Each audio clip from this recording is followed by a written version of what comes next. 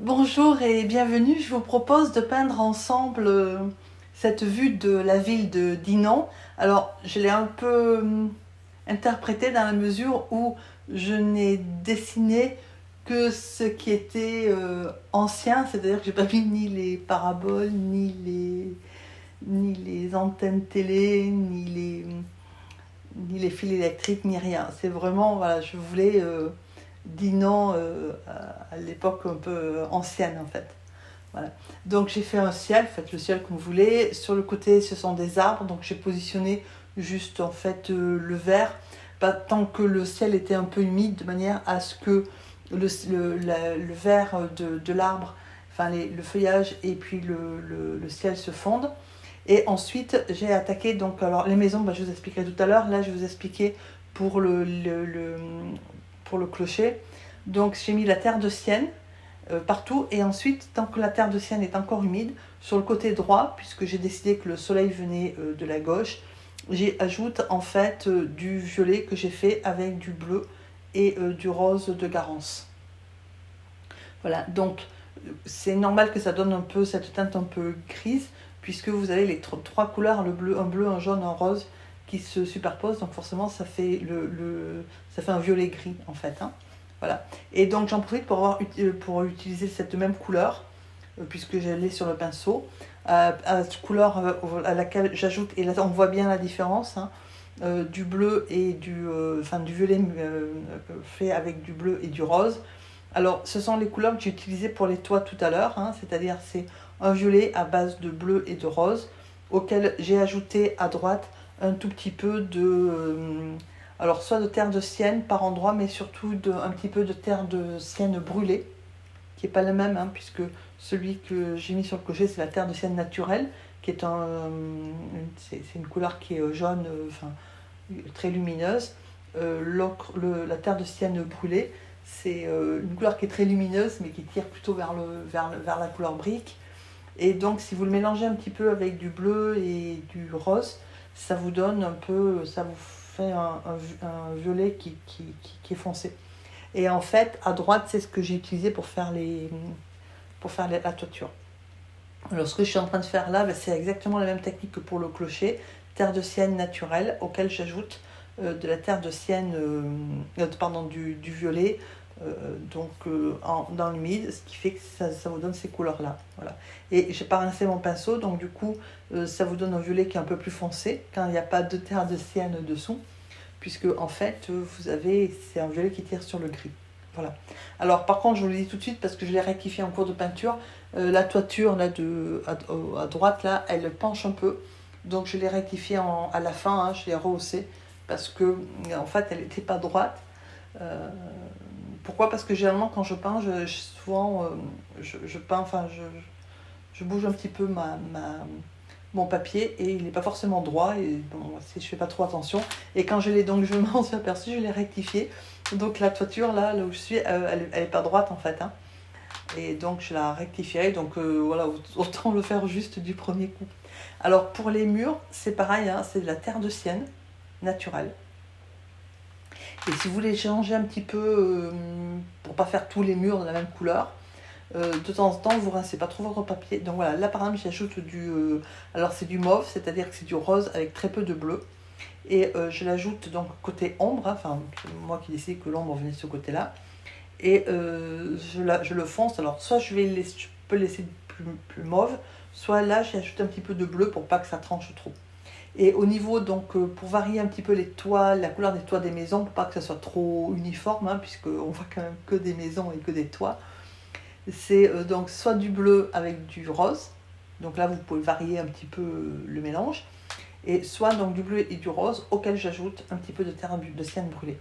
Et au niveau donc des maisons, des façades de maison, c'est soit de la terre de sienne naturelle, toute seule, d'ailleurs on voit bien, quand le jaune est tout seul, il est très lumineux, soit j'ai pas trop rincé ou j'ai mal rincé mon pinceau avec du violet et du coup je reprends de la terre de sienne naturelle. Du coup la terre de sienne se teinte un petit peu, elle est moins lumineuse, c'est ce que vous avez devant là au premier plan, hein, la maison que j'ai faite à gauche au premier plan. Ou bien je teinte un petit peu, c'est la terre de sienne, j'y mets une pointe de rose et ça vous donne les façades que j'ai logé la main, là à gauche de ma main, qui sont légèrement rosées. Voilà, donc c'est tout à peu près dans les mêmes, ce sont les mêmes couleurs, hein. Il n'y a que les mélanges qui varient.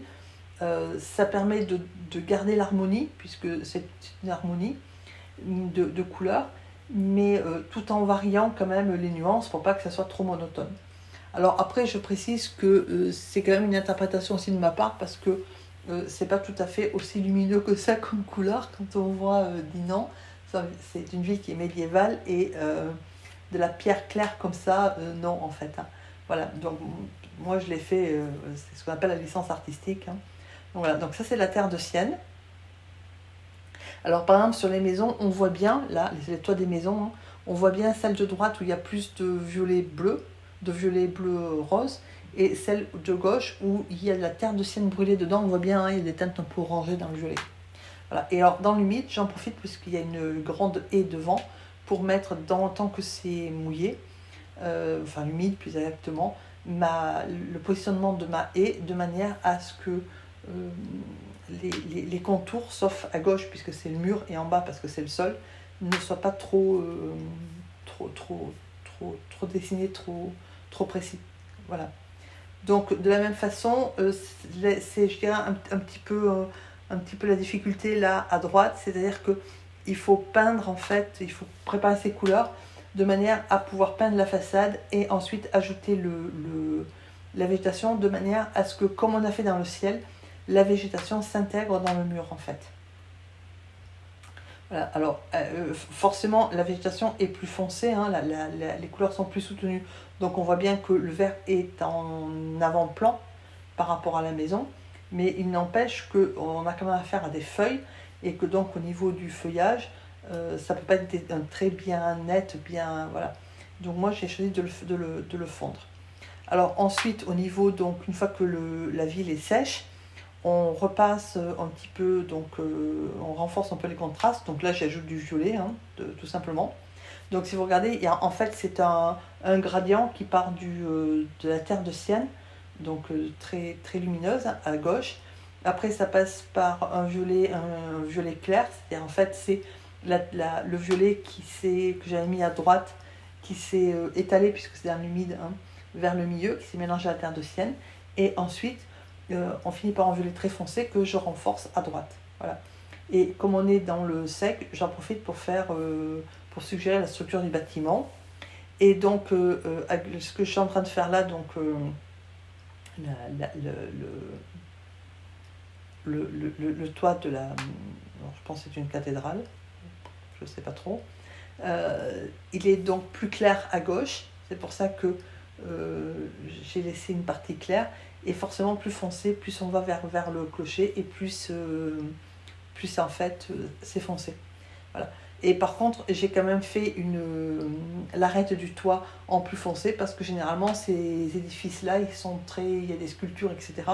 Les façades sont très riches, et donc c'est pour ça qu'on peut considérer que la bordure du toit, hein, fait ombre un petit peu sur la partie du toit éclairée.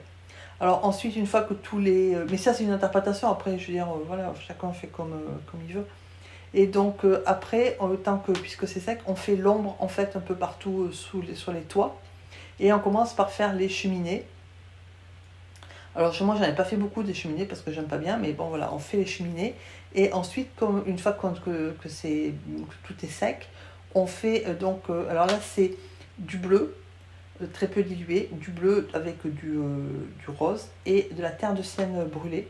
Le tout très peu dilué, ça vous donne une couleur qui est presque noire, mais qui n'est pas noire. Et donc ça vous permet de faire entre autres de suggérer les vitraux de très très loin, puisque dans les églises, mais même au niveau des fenêtres des maisons, de très très loin, de toute façon, on voit pas,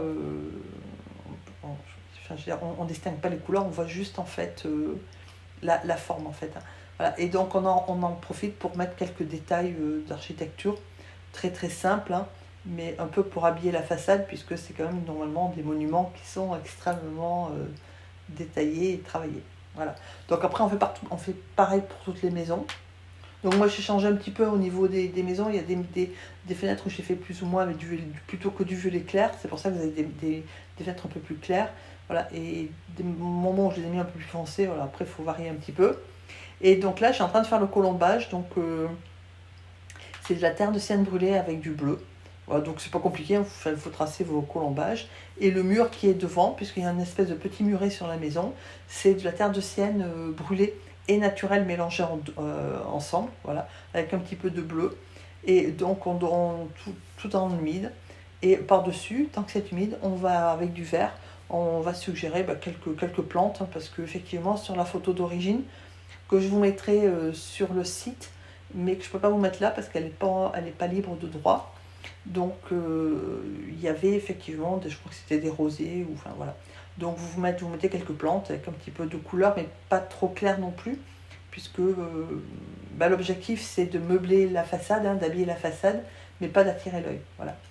Alors de la même façon, j'ai ajouté un peu d'espace vert, un peu d'arbres dans la ville. Donc là c'est pareil, je n'ai pas tout à fait respecté ce qui se faisait, hein, puisque c'est beaucoup de jardins manifestement, etc. Donc voilà, vous positionnez votre verdure comme vous avez envie de la mettre, avec la forme que vous voulez. De temps en temps, il faut mettre quelques arbres verticaux, hein, pour voilà, donner un peu de verticalité. Et donc ensuite, là, on fait, donc au niveau de la façade, c'est exactement, enfin j'ai fait d'autres vidéos où je vais peindre soit des façades, soit par exemple le pont du Gard, on suggère juste les pierres, c'est vraiment parce que d'abord on est très loin, et on suggère juste les pierres avec donc un petit peu de terre de sienne brûlée, ou un petit peu de terre de sienne brûlée, ou un petit peu de terre de sienne brûlée mélangée avec du bleu. Voilà, de manière de façon très très légère. Si vous vous apposez un petit peu une pierre qui soit trop foncée par rapport au reste de la façade, vous tapotez dessus avec un essuie-tout de manière à atténuer la couleur, hein, puisque l'objectif c'est de suggérer un mur en pierre, et, mais pas de dessiner les pierres en fait. Après ça peut être un objectif, hein. Moi c'était pas le mien. Moi c'était juste suggérer, comme j'ai suggéré que la maison tout à l'heure avait des colombages, là j'ai suggéré que les maisons étaient en pierre en fait. Voilà. Donc pour les vitres, hein, j'ai pas utilisé de liquide de masquage du tout. J'ai juste laissé en blanc, j'ai juste peint les façades autour, et j'ai ensuite peint les carreaux, enfin les vitres, au pinceau, en laissant en blanc en fait partout, hein. J'ai fait ça partout. Voilà. Donc là c'est pareil, vous voyez que c'est très apparent, et que donc je positionne mes couleurs. Dans la maison, la première maison là où il y a la haie, j'avais humidifié et j'avais posé mes pierres. Là je l'ai fait à sec, et puis ensuite une fois que j'ai posé mes pierres, j'ai humidifié ensuite, de manière à fondre un petit peu tout ça, parce qu'en plus c'est un petit peu avec l'ombre, et que je voulais pas que ça soit trop clair ni trop apparent non plus, parce que c'est quand même des maisons qui sont en pierre, mais c'est de la pierre assez foncée, et voilà, et assez rustique aussi quelque part, hein, parce que je veux dire, à l'origine ce sont des maisons qui sont, l'architecture est relativement rustique, c'est des maisons qui sont anciennes, et donc c'est des pierres locales, et elles sont pas claires, les pierres, hein, elles sont relativement foncées. Après moi j'ai pas voulu faire de pierres foncées et ni de façade foncée, parce que justement je voulais de la lumière, donc c'est pour ça que j'ai fait comme ça. Mais là encore c'est un choix de ma part. Donc enfin, je veux dire, c'est pas difficile à faire. Par contre ça prend du temps, parce que il faut faire les détails de chaque fenêtre. Alors au niveau de la ville, il faut quand même peindre les fenêtres, hein, même si c'est vite fait, hein, c'est un petit coup de pinceau, il faut quand même le faire en faisant attention à la perspective. Voilà. Et là, c'est quand même relativement long, les détails des façades, parce que déjà il y a des fenêtres, donc on ne peut pas y aller comme voilà, ça prend du temps. Et puis il faut ensuite faire les détails de l'encadrement des fenêtres, etc. Voilà. Donc c'est pas compliqué, hein, c'est juste un petit peu long. Voilà. Mais très honnêtement, c'est pas très compliqué à faire, voilà, à peindre. À dessiner, il faut donc soit pour dessiner, soit vous je vous ai mis, enfin, comme je vous ai dit tout à l'heure, vous avez la photo de référence à disposition sur le site, hein, dans la partie blog. Soit vous arrivez à dessiner en tenant compte de la perspective, soit je vous ai mis l'esquisse, vous utilisez un papier calque, hein, ou une table lumineuse pour transférer le dessin. Il faut faire attention à la perspective. Quand vous placez vos fenêtres aussi, il faut faire attention au loin. Elles ne se placent pas n'importe comment non plus, les petits traits là, il faut quand même faire attention à la perspective. Voilà. Mais mis à part ça, en matière de peinture, c'est pas très compliqué à faire. Par contre, faut prendre son temps, donc ça peut se faire en plusieurs étapes. Parce que y a beaucoup de toits, il y a beaucoup de fenêtres, il y a beaucoup de maisons, donc ça prend un petit peu de temps. Voilà. Donc là, je suis en train de faire la haie qui est très sombre, hein, c'est une haie, je sais pas, c'est un genre de conifère qui a, je sais pas exactement ce que c'est, mais c'est un feuillage qui est très sombre. Donc moi, j'en ai profité pour le faire là relativement sombre, pour deux raisons. Parce qu'il me fallait aussi un contraste, c'est-à-dire que là, j'ai choisi de faire la ville relativement lumineuse, avec des couleurs lumineuses, et donc j'avais besoin que la végétation, au moins du premier plan, apporte un contraste. Voilà.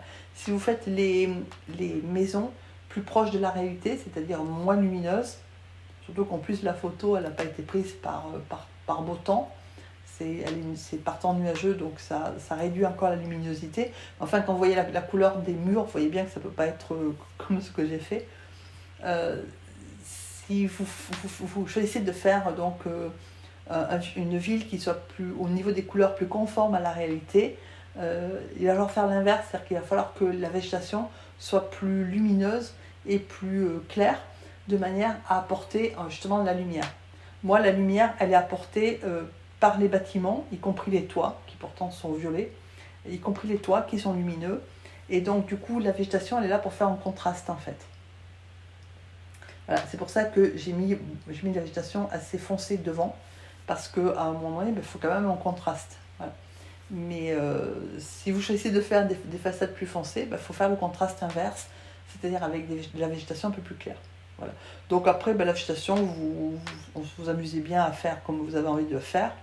Moi, je l'ai fait en humide, hein, c'est en fait, voilà, j'ai mis du jaune, du vert clair, en sachant que dans le vert utilisé, hein, il y a du vert olive et du vert viridien, et après des mélanges. C'est-à-dire que je mets du jaune et du bleu, voilà, en mélange. Ce que vous avez à gauche, là, ce que j'ai mis au début, hein, c'était du jaune et du bleu. Vous variez le mélange entre le jaune et le bleu, et ensuite, au premier plan, vous ajoutez un petit peu dans ce mélange-là, un petit peu de vert olive, ou au vert olive, vous y ajoutez un petit peu plus de jaune, ou un petit peu plus de bleu, ou bien vous y ajoutez du viridien, ou au viridien, vous ajoutez un petit peu de bleu. Voilà, en fait, il faut jouer, vous avez 3-4 couleurs, il faut jouer avec, en fait. Voilà, donc là, c'est pareil, c'est le mur de la maison qui est à gauche, donc qui est à l'ombre, forcément. Donc j'ai commencé par y positionner sa couleur un peu brique, et ensuite j'ai ajouté donc du violet par-dessus, en faisant attention à ce que le violet n'ait pas la même nuance que le toit de la maison, évidemment. Voilà. Donc là, après, c'est pareil, hein, comme c'est aussi une interprétation, c'est comme vous le voyez, en sachant que ça, c'est un mur, puisque sinon, voilà, donc le mur, on fait ces petites, on suggère ces petites pierres tranquilles,